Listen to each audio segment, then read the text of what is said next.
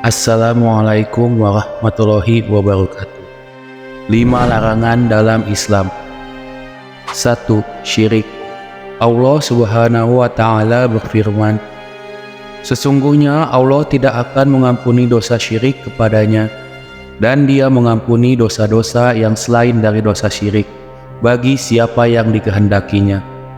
Barang siapa mempersekutukan Allah, maka sungguh dia telah berbuat dosa yang besar.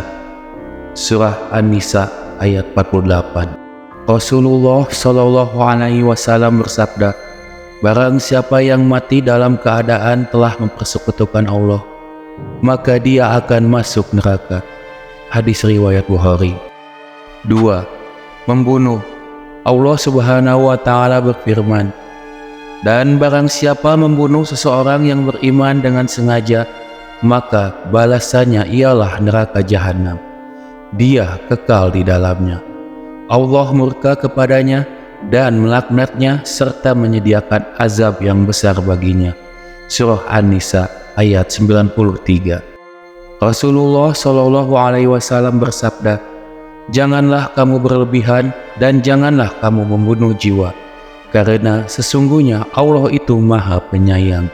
Hadis riwayat Bukhari. 3. Durhaka kepada orang tua.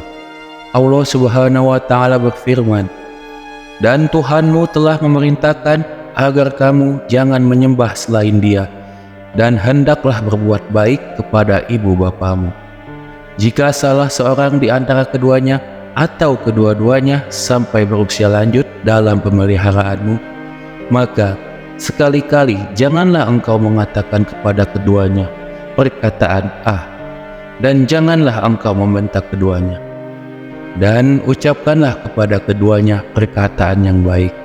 Surah Al-Isra ayat 23. Rasulullah Shallallahu Alaihi Wasallam bersabda, apakah kamu ingin aku beritahu tentang dosa-dosa besar? Para sahabat berkata, iya wahai Rasulullah.